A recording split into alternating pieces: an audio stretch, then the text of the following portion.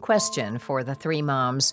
Knowing what you know about meds, do you feel 100% comfortable influencing your loved ones to take meds? Another question. My schizoaffective son is incarcerated and has anosognosia, so he refuses medication. Is there any advice for me? Another question. I live in a small town. The mental health help is nearly non-existent. What can I do? These and more are the questions we answer tonight from listeners of our podcast. Welcome to our podcast, Schizophrenia, Three Moms in the Trenches. From the place where schizophrenia and real life collide. East Coast, West Coast, Middle America. With Miriam Feldman, Mindy Greiling, and Randy Kay. Well, welcome to our second ever Ask the Moms episode. This is episode 90, and we have another guest coming in. We have over 10 guests here who are listening in, and we have no agenda other than to answer your questions as best we can. So I welcome you. I'm Randy Kay here with Miriam/Mimi Feldman and Mindy Greiling. We're three moms with three sons with schizophrenia. We've written 3 books about it. Mindy's is Fix What You Can. Mimi's is He Came In With It. And mine is Been Behind His Voices. And we're here to tell it like it is. And we so appreciate all of our listeners and our viewers. And we have passed 160,000 downloads now and nearly 2,000 subscribers on YouTube. And that is thanks to you. And thank you for spreading the word. We are hearing from people who have just discovered us, and that's because of you sharing what we do. So I really do appreciate that. Thank you. Before we open it up to questions, just going to do a quick update of the moms. And I think, Mindy, let's start with you because you have 2 pieces of news to share, right? Yes, we're going to have a program later on the Clubhouse that I've been leading the effort to start. But I just want to announce tonight that today we had our opening. So if I feel like I'm on the top of the ceiling, that is why, because it's taken us 3 years. And then secondly, Jim, my son, was interviewed. It hasn't aired yet for Minnesota Public Radio, and it's also going to be on National Public Radio for May Mental Health Awareness Month. And he did a wonderful job doing it, just like Mimi's son Nick did when he was interviewed for national television a while back.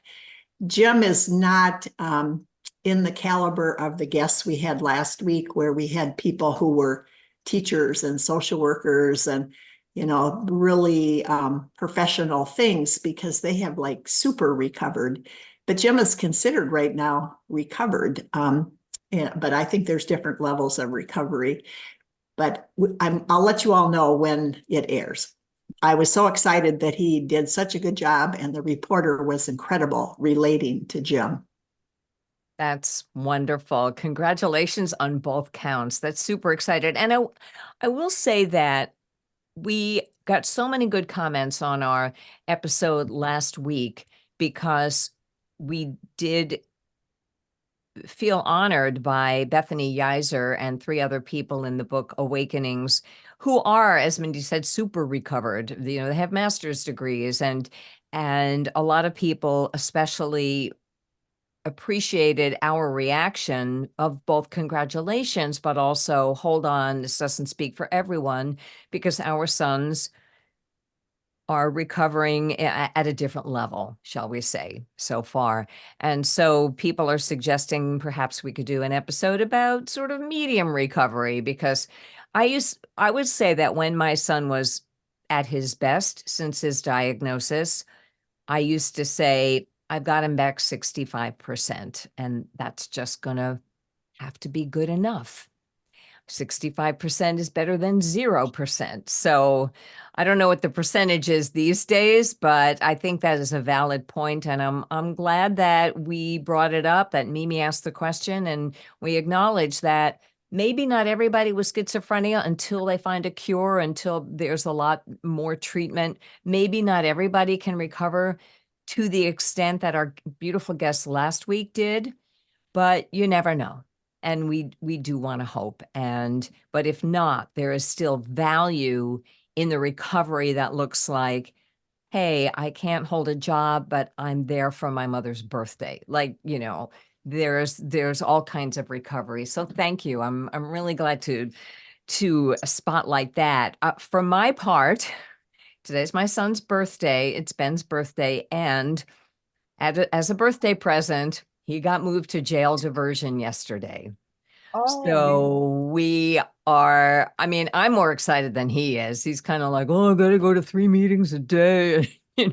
So if you don't know what jail diversion is a program he had to qualify for, which is a more or less of a treatment center, case management center, and it's his job to follow all the rules, including sobriety. And fingers crossed that he does that so that his record can be cleared. It's kind of it's big chance for him. He's very excited to have a pillow, and because I guess you can get pillows in jail, but it costs money in the commissary and people take them. So anyway, he's excited to have a pillow. And I went shopping at CVS for things for him, and I won't see him for 2 weeks, but we're very excited that a bed opened up. So that's kind of our big news. Mimi, how are things with you? everything's fine. I got nothing. Let's get to our people. Come on. Okay. All right. So I do want to say one more thing. And that is that I've been corresponding with a lovely young man who has schizophrenia, and his name is Dale. And he did want me to use his full name, Dale Walsh. He would like to be a guest sometime, and when we do our next recovery, perhaps he will. But I want to share a poem that he wrote because he wrote it to me. And there's all kinds of talent in the world of people who have schizophrenia.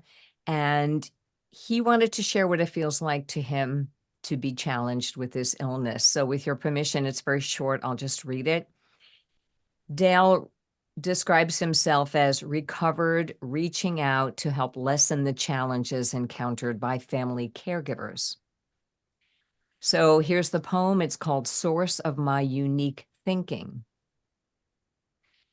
Seeing laughter from challenged kid reminds me of all things I hid about everything I did. And joke I made was big mistake, as claim I'm God I did make, which at last turned out to be fake. The reason I sought out Godhead was due to a great sense of dread I felt knowing I will be dead, at least physically one day, and so I found an alternative way to fight my body's slow decay by saying I shall live forever and pass into next life never, not ready, earth, ties to sever. So now I am guided by the Lord, who's my integrity restored, the one whom I always adored. So it's his way of saying this is how he's found a way to cope. And that it seems to me that he used to cope through some delusions, and now he's found some faith. And Dale, thank you, and we wish you well. Thank you for sharing your poetry with us. Hey, so welcome everybody. If you are just joining us, we are mid-episode 90, and thank you for joining the Three Moms. And we are here to answer your questions. So while you're here, we're asking you to please keep your camera off, but I can see, especially if I expand, there you go, I'm expanding my screen. So I can see everybody's name. If you have a question, you can either type it in the chat with all caps question in front of it so I can see it, or you can raise your virtual hand by clicking reactions and raise hand, or you can put your camera on and just wave at us and so we can see everybody. All right, should we start with the first question that's in the chat? Because I see that one, and we have a lot of congratulations. Thank you, Roxanne, to everybody. So the first question is from Lynn, and a lot of people want to know about anosognosia, which, if you aren't familiar with it, is the lack of insight that you have an illness, and one of the biggest problems with schizophrenia. So Lynn wants to know if your loved one suffers from anosognosia, which mine does, what has worked for you to get them to agree to see a doctor and take medication? And she adds that she doesn't have the heart to make it a requirement for her to live in the house. So that's a tough one. And I will start by saying you can't make anybody do anything. We highly recommend that you check out the episode with Dr. Amador with his LEAP method, which has to do more with they're more willing to take medication out of love than out of being made to do it or forced into it. My only two things are, for me, I did make it a house rule. For the sake of the rest of my family, we'd love to have you live with us. If you want to live with us, this is the only way it's going to happen. And so that worked for us for 9 years until it didn't work anymore. We're not allowed to make our loved ones take medication, but sometimes through love and through house rules, we can get lucky for a while. That's what I would say. Mindy, Mimi, anything to add? I would add in that Jim does not have anosognosia now, but according to the Treatment Advocacy Center, 60% of people with schizophrenia have it, and 50% of people with bipolar disorder. That's higher than I had seen. I had thought it was 50 and 40, but this is more recent. So it's a big problem. With Jim, we did say that he couldn't live with us after we had no success getting him to take his medication.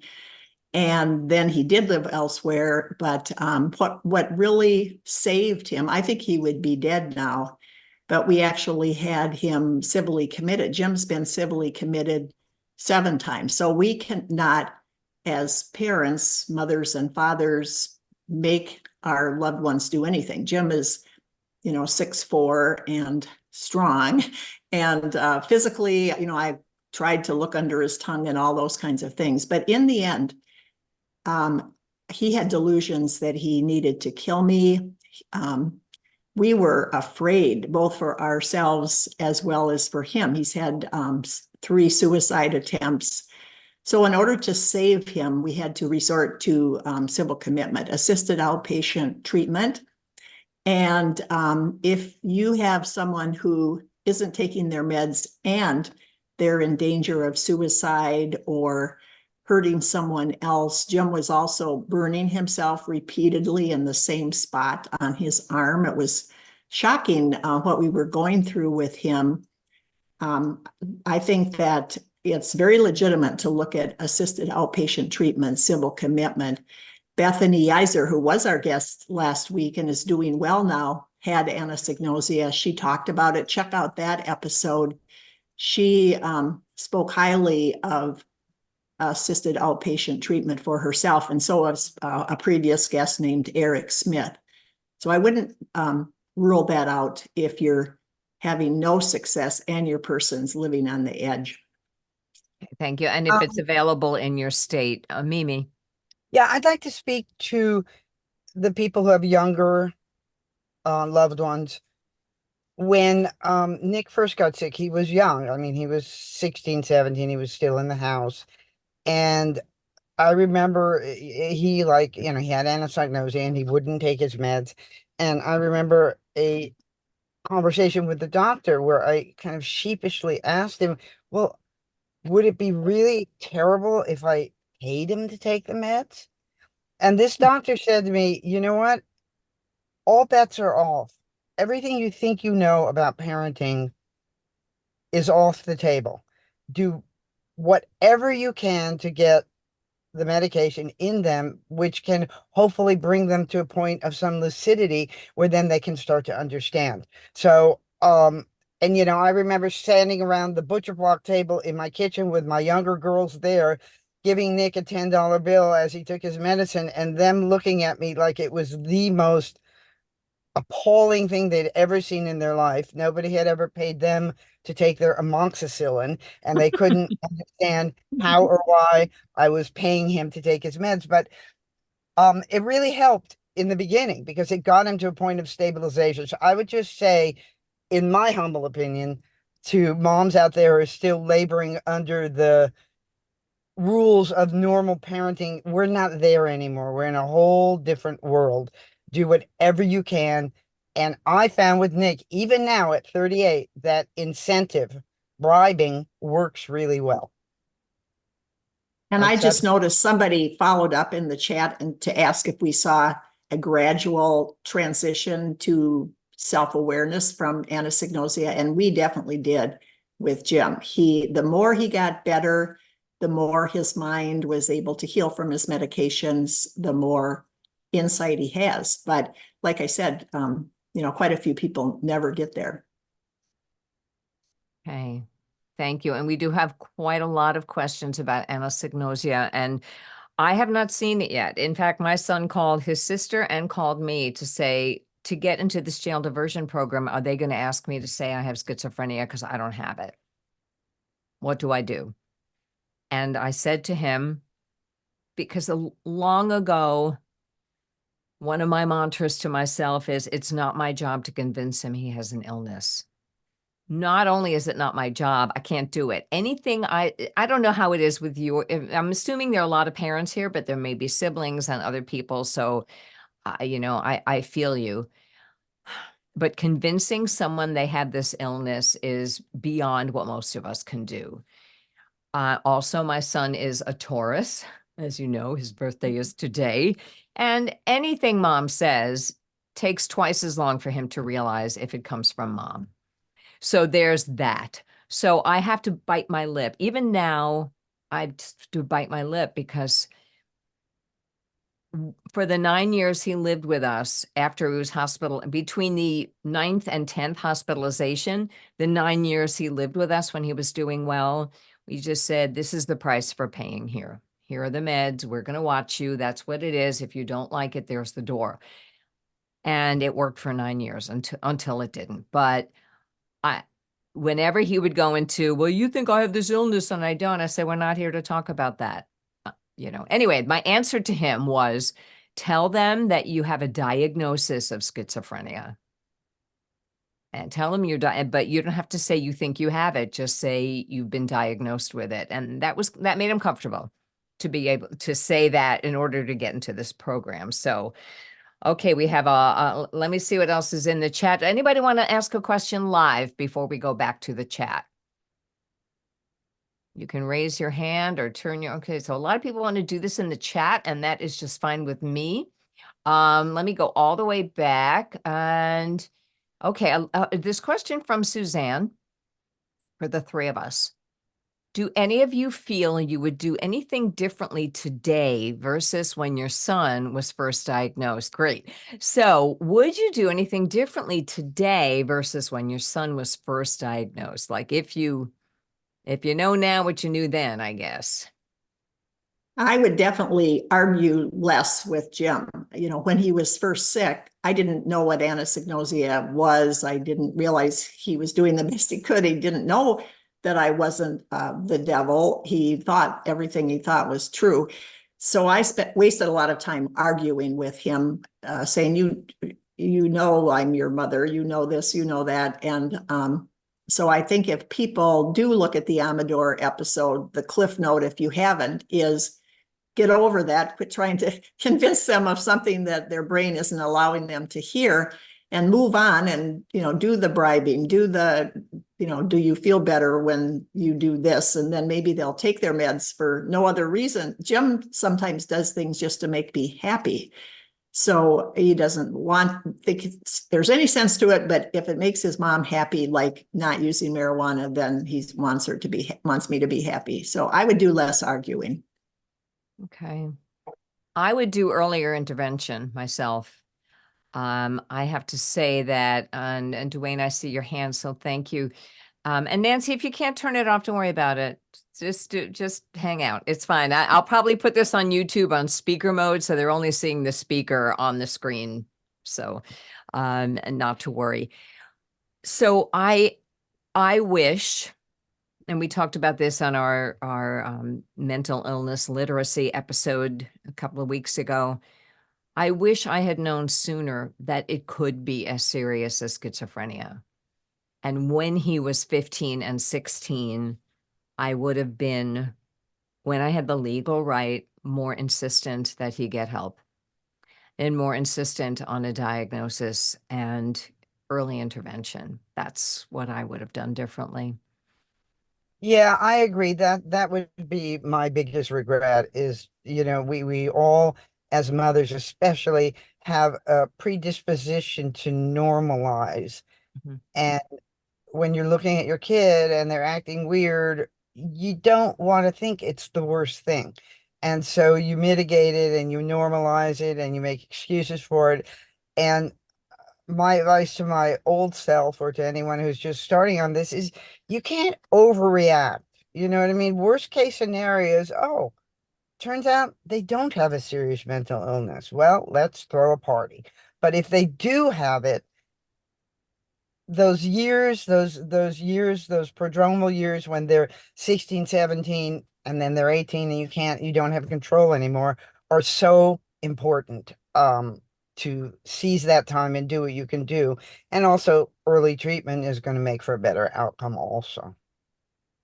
Wonderful. Okay.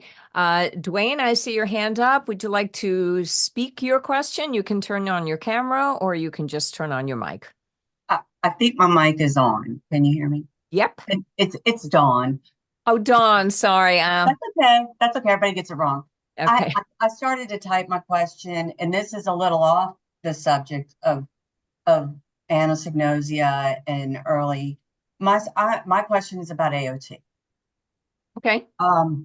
So my son diagnosed schizotypal, and he's an AOT. He's also a part of Start Corp Act team.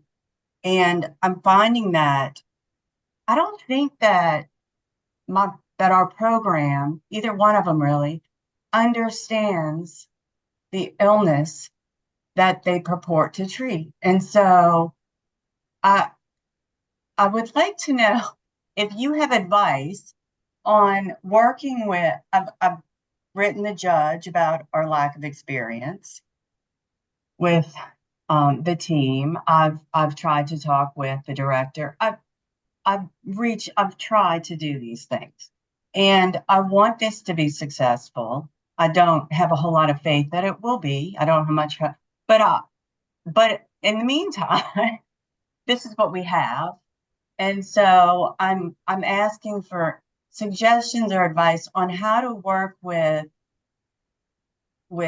a group or with both groups. My son hasn't even been prescribed anything in 3 months since we started with this new ACT team. His doctor wants to get it perfect before anyway. All right. So just, so I think we have to go to the question because we could all share stories all night. And That's so all if I understand it, so AOT is assisted outpatient treatment. Just in case you don't know, an ACT team is, we've done episodes on that as well. What does ACT stand for? Assertive community treatment. All right. So that is where you do have help in helping your loved one, but it sounds like, if I have this right, Dawn, that you don't think they understand what schizophrenia is. Do I have that right? That is correct. Okay. So how can we, and you've already taken the steps to write to them about your loved one's history and symptoms. And is that correct as well? Correct. Is there anything else we recommend? So that's the question. So Dawn, what state are you in? I'm in Louisiana, and yes, I do know Janet Hayes, and I have worked. Okay. She has led me through the process and read my letter and said it's perfect. I wouldn't touch a thing. And the judge asked both AOT coordinator and one of them said that I wasn't a good petitioner, and another person said I was a helicopter mom. So if Janet Hayes said your letter was really good, it was really good. And congratulations on hooking up with her and trying to work with the judge and the ACT team. In some states, and Minnesota, where I live, isn't always one of them, but some states, we have a really good AOT law, or we call it civil commitment. Compared to other states, we get the A+ from the Treatment Advocacy Center, but our follow-up isn't so great. There are some states like Ohio and Texas that have wonderful follow-up for, you get AOT assigned, or you get an ACT team, and they actually have some accountability. So that's what I know Janet is working on in Louisiana, and you sound like you're joining her. But if you aren't getting that accountability, the black robe effect of a judge is what helps AOT to really have some teeth. And in states like mine, you don't interact with the judge anymore, and then that makes it really hard. So I think what you're doing to try to get the judge to do something like prescribe meds, I mean, that's shameful and unconscionable to be civilly committed under AOT and have an ACT team, and 3 months goes by and you haven't had any medication at all. So I think raising the roof is your best avenue. And I, as a former legislator, think that elected officials have to hear about this. You could write to the Chief Justice, whoever is the boss of the judge that you have. I think you just need to really rattle cages if they're not being responsive, and you're not being a helicopter mom. You are trying to save your loved one. So good for you, and keep it up. Thank you. I think you're probably the best qualified to answer that question, Mindy. So thank you. We have a question that says, my child thinks we're friends and she's an old man. Have any of you experienced this? So no. Could you say that one again? Okay, so this comes from Casey, who says, my child thinks, but they all have their delusions, and they don't always tell us what the delusions are. So I don't know if I've experienced it, but her child's particular illusion is that they're friends, the child and the mom, and she is an old man. She, the loved one, or the mother, the daughter? Okay. The daughter. I have not experienced that. I've experienced when my son refuses to call me mom when he's psychotic, that I'm not his mom. That's the closest I've gotten to it. Well, isn't what they tell us, I mean, Dr. Laitman says this all the time, is don't challenge fixed false beliefs. Not only is it folly, but it can agitate or set the person off. And his advice to me has always been to say, okay, and then move forward from whatever the delusion is, but don't address the delusion really one way or the other. So, if, for example, if your child thinks that they're an old man and you guys are friends, well, then operate as a friend to try and steer the child or the loved one to the proper help, to the proper medication, to be safe, to, improve the situation. That's more important, I think, than, them thinking that they're an old man and you're their friend, because that clears up hopefully as the medication and recovery goes on. I agree with everything Mimi has said, especially getting the medication right, because the delusion is never going to get better without the proper medication. But Jim has shared a lot of his delusions with me, and I go into listener mode. I actually am really interested in what his delusions are. And so one time we walked around a lake that takes an hour to get around, and he talked the whole time about the levels of the universe and things he had to do to get to nirvana. And he had a very complicated and complex delusion that involved me in a very bad role. And he was in a good role, of course. And I just went into listening mode and was really interested. And then as his meds got better, he began to question that himself. But when he's really tired and his meds aren't quite covering, he can still kind of question if maybe that isn't right, so but listening, this worked for me. Okay, thank you. That that's I just corroborate with that. I always remember, and this is more bipolar than schizophrenia, but I remember when Ben was probably 20 years ago, he was going from prodromal to clearly psychotic, and I was trying everything under the sun, including, hey, this is a PBS special, maybe we should watch it together, because it was about mental illness, thinking maybe something would sink in. It didn't work. But I remember on this episode that somebody with psychotic bipolar was finally aware of his illness and stable on his medication. And I've never forgotten what he said. He said, you know, I take my medication now, and I'm really aware that it's better for my family. It's better for my friends. I'm better at keeping a job, but I sure do miss being God. And so I think their psychosis is very real to them, and there's no talking them out of it. So I think listening and go with the flow as best you can is a choice we can make. Julie, I see your hand. I'm going to take one more comment from the chat. They're very interested in the bribing, Mimi. You know, interesting you mentioned bribing. Bribing and rewards is working, but I have to be reminded that this is okay. And Ruth wanted to know, can you legally bribe someone to take meds if you have guardian?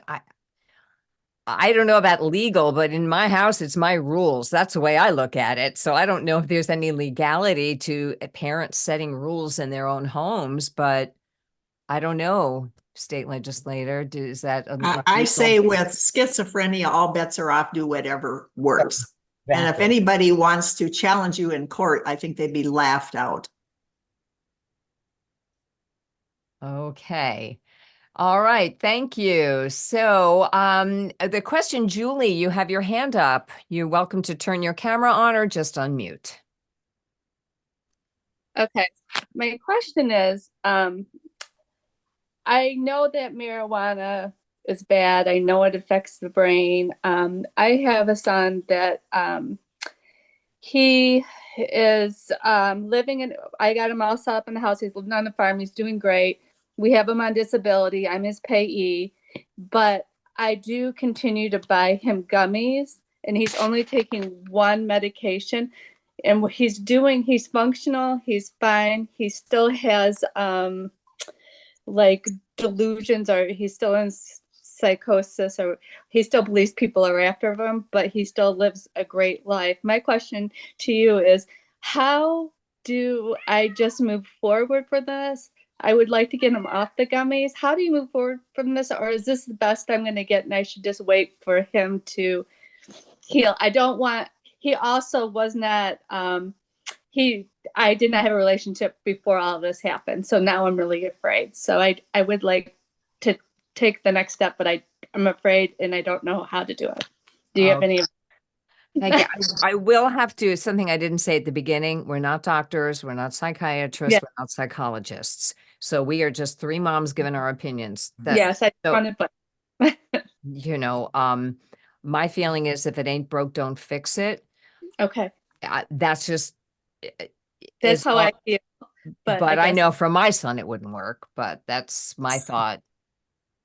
My thought is I would actually stop buying the gummies for him. I would make it really hard and make him have to go through getting them himself. When I said that we have conditions and things with Jim being here, one of them is he has to be drug-free, and he has violated that. So I worked with his psychiatrist, who is also Dr. Laitman, who's like the best psychiatrist in the universe, that both Mimi and I are lucky to have him for our sons.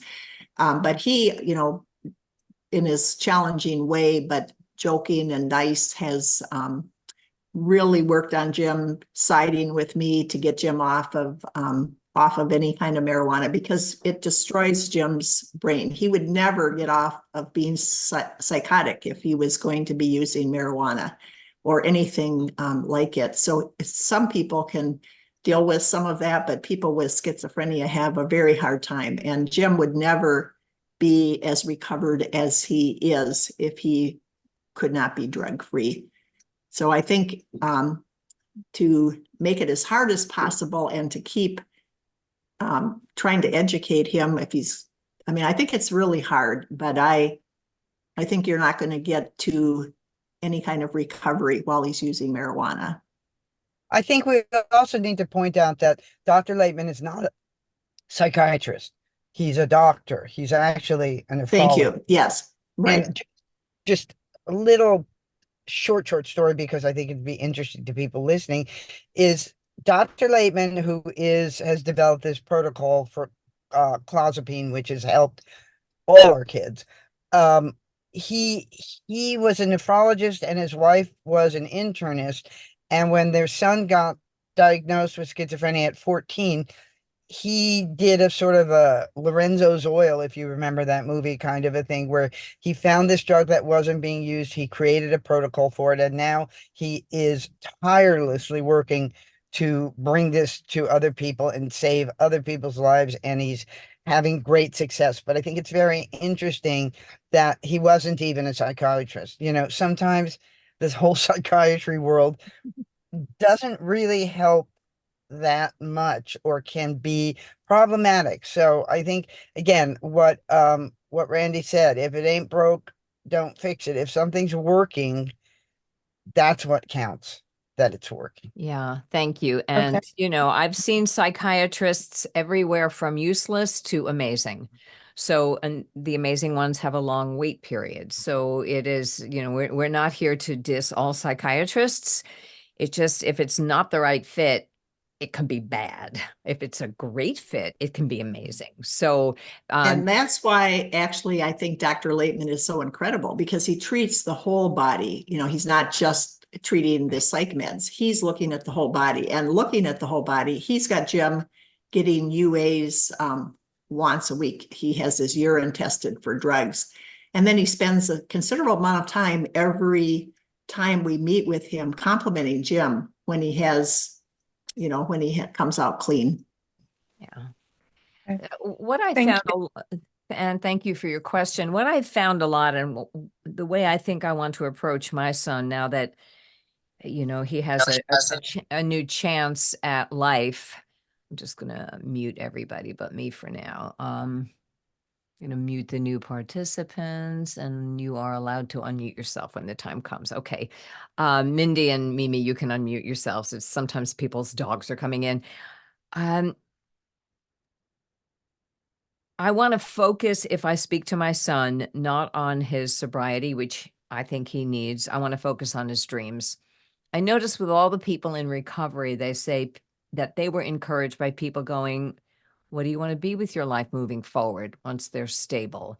And so it's, I guess, my son's decision whether or not marijuana use gets in the way of those dreams or helps. But I notice his pot use only happens when he loses hope, when, you know, when he feels he has nothing else in life. So my plan is to focus more on supporting his dreams. We'll see how that goes. It's truly one day at a time. Ruth, I want you to know that we see and hear your question about if we feel comfortable influencing or making our loved one take meds. I'm not going to spend a lot of time on this because I think it's really clear that for the three of us, our sons would not be functioning without their medication. And so we recognize that there are other ways to look at it. But if someone is, my son has never, since his illness, never done well without medication. Within 24 hours, he needs to be hospitalized with psychosis, and he starts to do things that scare people, not in a violent way, but in a weirdness way. And so I think that's an individual decision for every case. There are some people who feel that getting off medication is the goal. I think we're pretty clear that the three of us don't feel that way, that our loved ones do better. And everybody that's in recovery that we've had on our show have come to accept that their medications help them. Did I cover that, Mindy and Mimi? Yes, you covered it 100%, Randy. It's the equivalent of insulin if you have diabetes versus, you know, taking a tranquilizer if you don't feel well, which in a way is, you know, I don't think of it as drugs. I think of it as medications. Medications bring balance. drugs alter your mind. And so, that is how we feel, and anyone is welcome to feel differently. But thank you for that question. Francesca, your hand was up. Thank you. First of all, it's going to be really difficult for me not to be emotional. I want to thank you three ladies. I feel like you guys have saved me, with all your suggestions and your podcasts and everything. I'm sorry. Make me cry now. I'm sorry. I know, me too. So we're all I criers, so be careful. We won't be able to talk. I love you guys so much. I listen to you during my commute, back and forth to work, a few days a week, and I suggest your podcast to everybody. I'm in NAMI, local NAMI meeting, and a family support meeting where my son is at. And I am up to your December 6th, 2023 episode. So perhaps I haven't gotten to the point, but You're listening in order, like. Yes. Wow. Okay. Whoa, Wow. you're long. Okay, you're getting there. You're getting That's there. okay. I have to. That's my own little OCD. I have a question about, Randy, you talk about hopes and dreams. Not to go into too much, but my son basically has been fighting with this illness. We have been fighting with this illness for almost 10 years. My son just turned 27. He has been doing well. He's living in a therapeutic community right now. He did have anosognosia and seemed to go get through that phase because he relapsed and he remembers some of the things that he did when he was back in psychosis again. And that's a whole other topic. But Okay. So if you can get to the question. yes, I'm sorry. I So know. he is scheduled to start college in September, and I'm petrified. This is what he's always wanted to do. He's an older student, and I feel lost. I think the facility is going to help him with writing up, IEPs. He had IEPs through school. But I don't know if you have any resources or if there's a specific episode I can listen to about how do you deal with, he's not going to be far. We live in Massachusetts. He's going to be going to school in Rhode Island.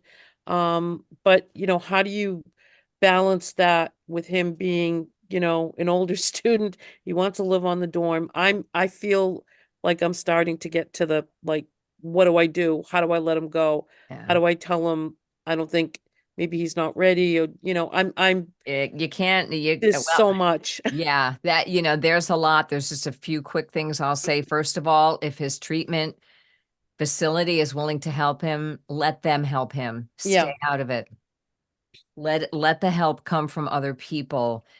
I think he will. It's tricky. It sounds like he has support, and it may not work. Right. But it sounds like it's something he really wants to try. To be 27 years old in the dorm, hopefully they will help him maybe live with other older students. But it sounds like he has support. And I would say, first of all, let them help. This is Yeah. my first thing. Yeah.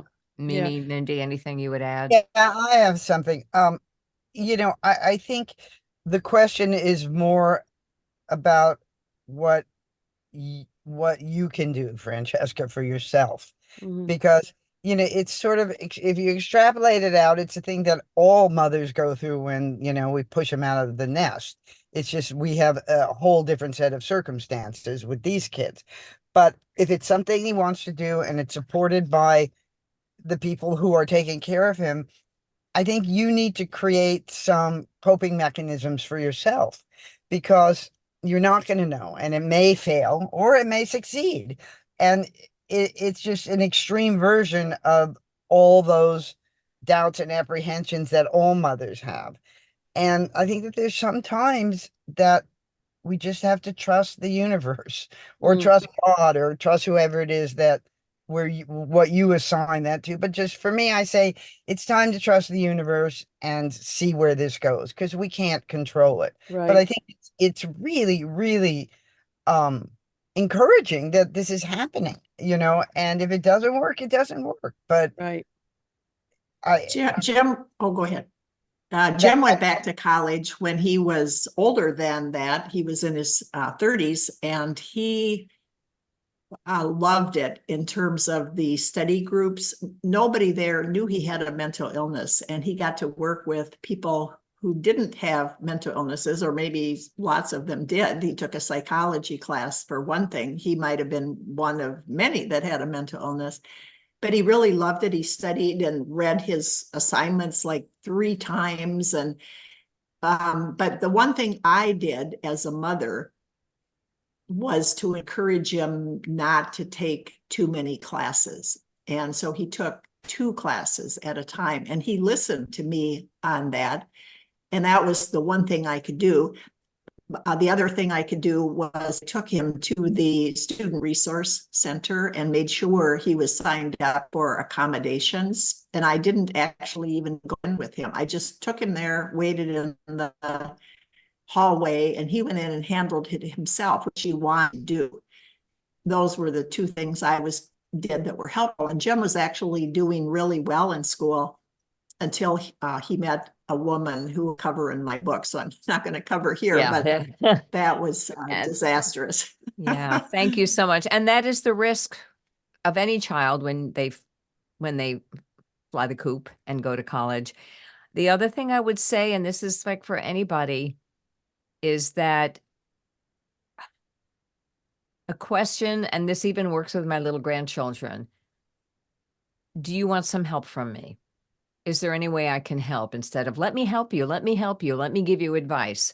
That kind of open-ended question is, do you want some help from me? Is there a way I can help you? And let them come to you. My son also eventually came to the conclusion that signing up for 12 advanced credits was causing him trouble.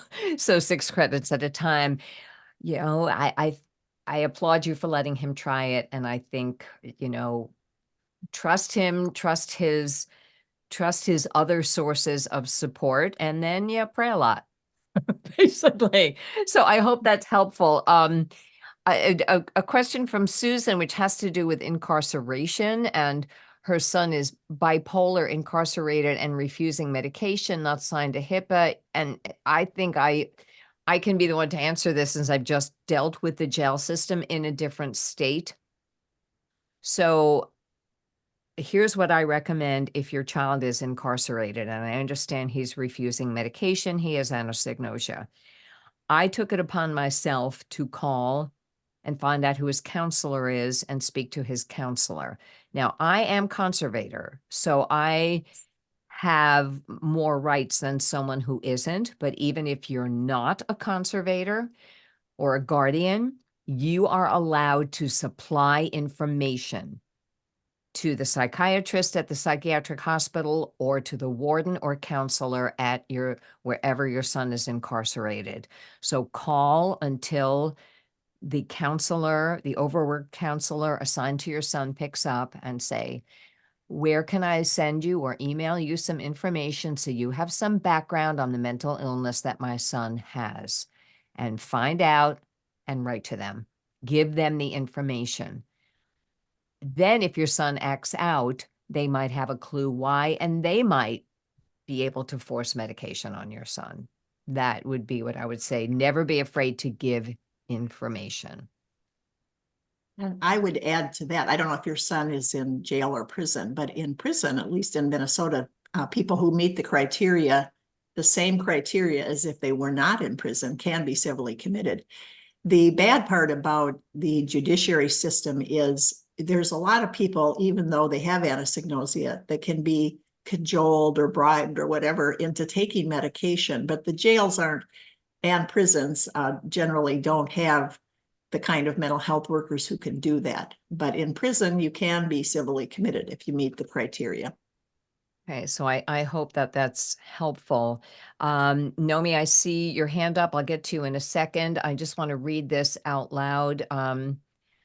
This is it starts with a huge thank you to Mimi for your book. KM says, it may have literally saved my daughter as I told her about your and Nick's experiences. And for the first time, she realized she has schizophrenia.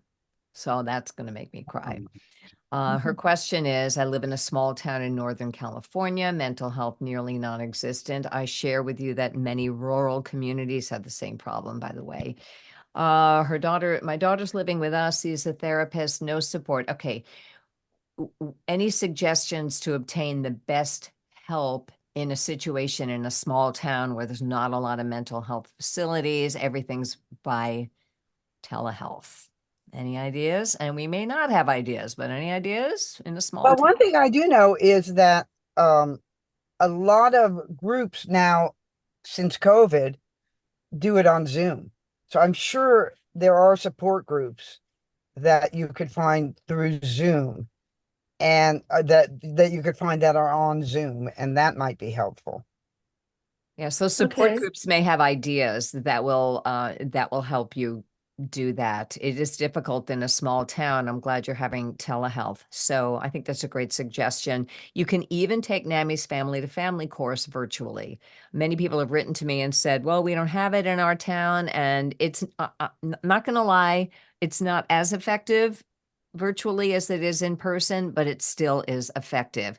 So if you can contact really any NAMI, anywhere, but I guess it might be easier to do it in your own state and find out if they offer any virtual family-to-family classes. That's something that might help you as well.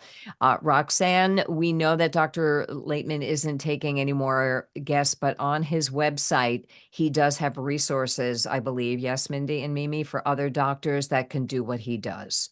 So I suggest you check out his website, which is Team Daniel for Recovery, right? .org. There's one for clozapine and one for running for recovery. But if you just do Team Daniel, you'll come to both. And that will be suggestions. Okay, Nomi, we have 5 minutes left, my friends, and one more question that I see, unless I missed it. So I'll check the chat. But Nomi, am I saying your name right, or is it Nail? Yeah, that's fine. Great. Can you Okay. hear me? Yep. Okay. Hi, I want to say thank you to the three of you because ever since I started going through this with my son, I felt lonely, and it seems like there's not a lot of people that are aware of this. And right now I have my son incarcerated, and I just feel like every time I try to speak with somebody, there's no help. Like every time I go, they say there's nobody that could talk to you because he's over age. And my son doesn't really understand. Like even when he was at home, he didn't know how to do things on his own. Where are So, you? I live in California. Okay. So I just feel like there's no help. And sometimes I feel like, should I pay a lawyer? I mean, I know you guys are not lawyers or nothing, but I feel like if there's more help, if I will hire somebody or public defenders, is he going to get the same help as getting a lawyer? Is he pre-trial or is he convicted? He's pre-trial. So. Okay. So he's in jail, not prison. Yes, in jail. Okay. And every time I go to court, they don't bring him in no more. They just keep telling me that I guess the therapists are seeing him. That's all they tell me. Like they just say, I mean, there's no status of what's happening with him. It's just, I guess they're trying to give him medication. And so you're not his guardian or conservator, so you don't necessarily have the right to get information, sadly, unless you can start petitioning for conservatorship, but that's difficult when they're incarcerated. I mean, I have an idea. Have you? Because I don't. Have Other you? than what I said before, like keep calling until they speak to you. But have you reached out to NAMI? Are you getting any support through NAMI? No, I mean, I spoke with somebody from NAMI and Riverside, but she just, I guess at the time that I was talking to her, maybe she was too busy. She just told me that I could always come back to her whenever my son is out. But okay, so you're in Riverside, so you're near Los Angeles, near yeah? Riverside, that's the closest one for me. Okay, don't give up. You know, I'm gonna type my email here in the chat. Email me, and because I'm from Southern California, maybe I can connect you up with somebody else who can help you better. Okay. Because that's a good place to start. can you see the chat, Nomi? If not, if you go to any of the show notes. It at the bottom of all the show notes, it tells you how to get to our website. So any of us can be contacted. We don't have a website for the show itself, except on the person who hosts the podcast. But each of us has a page for the podcast on our individual websites, and each of us can be contacted through our website as well. Yeah, and mine's really easy. It's Mimi Painter, like person who paints. Mimi Painter Okay. email. So email me and I'll see if I can send you to someone. I would Okay, I add two. appreciate that. I would add two things. One, we three moms learn from our guests as well. And one of our guests gave a really good idea that I've recommended to people, and they've done it and it works. And that is, you can talk to, most jails and prisons have a chaplain, and they will often go in, see your family member and talk to you more freely than any other person there. So I recommend that. Check and see if the jail has a chaplain. And then my son Jim has been in jail a few times, and we, not for as long as Mimi's son, which I can't imagine why that's going on so long, but Jim has made his stops there.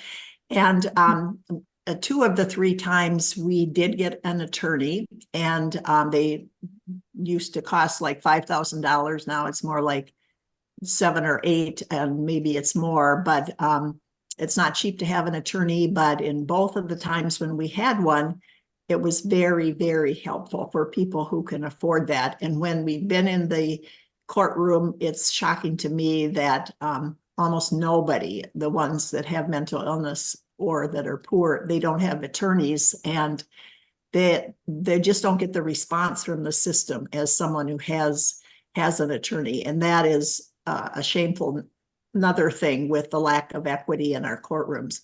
The time that Jim and his girlfriend burglarized our house and were charged with first-degree felony, we did not get an attorney because I was just so mad at him, and I thought, just let him deal with the public defenders. And in retrospect, I'm sorry that we did that, because now they knocked it down to a gross misdemeanor, but he has that on his record, which will always impact his ability to get housing. And if he ever tried to move on from the job that he has. So we are actually his 4 years after probation for a gross misdemeanor. It's 6 years for a felony, 2 years for a misdemeanor. So 4 years for Jim with the gross misdemeanor. It's coming up this August. So we now do have an attorney to try to get that expunged off his record, because he was psychotic, he was high, he was being victimized by his girlfriend, and he also did not think it was a crime because it was our house. He wasn't off doing somebody else's house. So we'll let you know how that goes. But now, after the fact, we're getting an attorney. So if you can afford an attorney, I think it's actually worth it. Okay, thank you. And Thank I'll you. add one final suggestion, which came from Lynn on her iPhone, that said, ask the jail who the public defender is. And she suggests you can share information with the public defender and request mental health court. I don't know if they have mental health court in California, but thank you for that suggestion. Well, we are at an hour. And so I think I don't see any hands up, and we've answered everything in the chat. Also, care court is what Lynn says as well. It says it's a new law in California. Okay, awesome. See what resources California we have. is doing cool things with those care courts. Yeah. Shout out for California. So check that out. This is so exciting. We had 20 people join us today, and I recognize that some of you just wanted to be here and listen, and we so appreciate you for being here, for sharing information about our podcast with other people so that they can benefit. You can always contact us through our Facebook page. I think you already know, since you're here, this is where I put the post, but just search on Schizophrenia 3 Moms. You can do us a favor by rating our podcast 5 stars, we hope, and, putting a review on there. Spread the word. We're a grassroots podcast, and it's only because of you that people are finding us. So thank you so much for coming. And if you want us to do another episode in another 6 months, please let us know and we'll schedule that in. And any last words, Mimi, Mindy? I would just Yep. say that again, you're not alone. We're here. All the other moms are here. I mean, we just need to find each other. Somebody said, I don't remember who. Oh, it was Naomi. In the beginning, she felt so lonely, and I think all of us can relate to that, especially 20 years ago when there weren't Facebook groups and there weren't podcasts. We're all here. So get yourself help, get in terms of camaraderie and support, because it helps a lot. And my final words, Mimi and Randy already know what they are, but in case other people don't, be sure once you've taken care of yourself and your loved one that you advocate in your own way. Contact your elected officials. Nothing is going to change unless we advocate for it. Thank you so much. And thank you for the comments coming in on the chat, thanking us. Thank you for everything you do. And votes for another episode like this one. And someone says, stay strong, everyone. There is hope, never give up. And well, thanks for all the compliments. I'm not going to read those out loud. That's kind of embarrassing, but I like it. So thank you really so much for joining us. I will, I have to see my son. I get to see my son tomorrow. I don't get to see him. I get to drop off things for him. It still feels like mothering. So I'm happy to go buy him shampoo and bring it to the facility where he's at. That's lets me be a mom for a moment. So I will, but after that, I will get this episode up tomorrow. And thank you so much for wonderful, wonderful questions. And we'll see you next time. Thank you, everybody. Hey, thanks for joining us for this episode of Schizophrenia, 3 Moms in the Trenches with Randy Kay, Mindy Greiling, and Miriam Feldman. To get in touch with us or to learn more about our books, please visit our websites at miriam-feldman.com, mindygreiling.com, or randyk.com.